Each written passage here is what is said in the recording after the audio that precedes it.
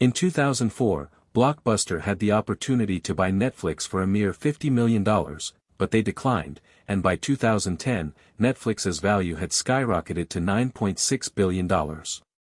This staggering difference in valuation is a testament to the power of strategic decision-making. Blockbuster's failure to adapt to the changing market led to its downfall, while Netflix's bold moves propelled it to the top. On September 23, 2010, Blockbuster filed for bankruptcy, marking the end of an era. The once mighty video rental chain had been brought down by its own inability to innovate. The writing was on the wall as early as 2000, when Netflix was still a relatively small company, but Blockbuster's leadership failed to take notice. They were too focused on their brick-and-mortar stores to consider the threat posed by online streaming. As a result, they missed out on the chance to acquire Netflix and expand their own reach into the digital market. This oversight would ultimately prove to be a fatal mistake. By the time Blockbuster realized its error, it was too late, and Netflix had already become the dominant player in the market. The demise of Blockbuster serves as a cautionary tale about the importance of adaptability and innovation in business. Companies that fail to evolve and respond to changing market conditions risk being left behind, as Blockbuster so tragically demonstrated. In contrast, Netflix's willingness to take risks and disrupt the status quo has enabled it to thrive in a rapidly changing landscape. The story of how Netflix killed Blockbuster is a fascinating one, full of twists and turns that offer valuable lessons for businesses of all sizes.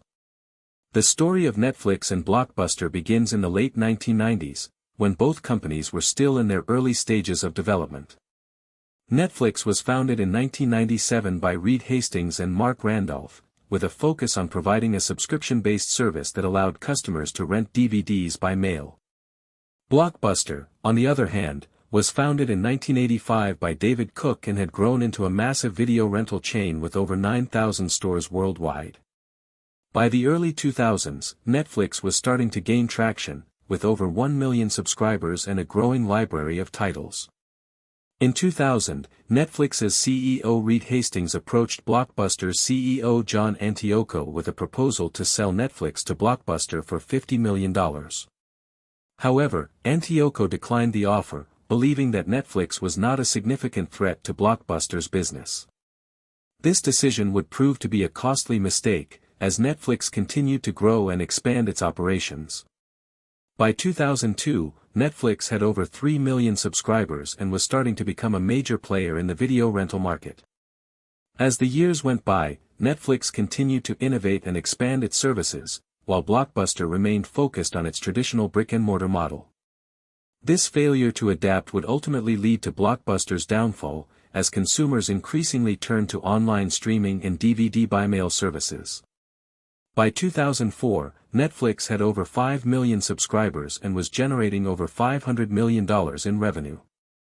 Meanwhile, Blockbuster was struggling to keep up, with declining sales and a failing business model. By 2005, Netflix had become a major force in the video rental market, with over 10 million subscribers and a growing library of titles. The company's focus on innovation and customer satisfaction had paid off, as it continued to expand its operations and improve its services. Meanwhile, Blockbuster was struggling to keep up, with declining sales and a failing business model. In an attempt to compete with Netflix, Blockbuster launched its own DVD by-mail service, but it was too little, too late. In 2007, Netflix began to shift its focus from DVD by-mail to online streaming, with the launch of its Watch Instantly service. This move marked a major turning point for the company, as it began to transition from a physical DVD rental service to a digital streaming platform. By 2008, Netflix had over 20 million subscribers and was generating over $1 billion in revenue. Meanwhile, Blockbuster was struggling to survive, with declining sales and a massive debt burden. As the years went by, Netflix continued to grow and expand its operations, while Blockbuster continued to decline. By 2009, Netflix had over 30 million subscribers and was generating over $2 billion in revenue. Meanwhile, Blockbuster was on the brink of bankruptcy, with a debt burden of over $1 billion. The company's failure to adapt to the changing market had ultimately led to its downfall, as consumers increasingly turned to online streaming and digital services. In 2007, Netflix made a bold decision to shift its focus from DVD by mail to online streaming. This move marked a major turning point for the company, as it began to transition from a physical DVD rental service to a digital streaming platform. The launch of the Watch Instantly service allowed customers to stream movies and TV shows directly to their computers, without the need for DVDs. This innovation was a game-changer, as it enabled Netflix to expand its reach and offer a more convenient service to its customers. The impact of this decision was immediate, as Netflix's subscriber base began to grow rapidly. By 2008, the company had over 20 million subscribers and was generating over $1 billion in revenue. Meanwhile, Blockbuster was struggling to keep up, with declining sales and a failing business model. The company's failure to adapt to the changing market had ultimately led to its downfall, as consumers increasingly turned to online streaming and digital services. As the years went by, Netflix continued to innovate and expand its services, while Blockbuster remained focused on its traditional brick-and-mortar model.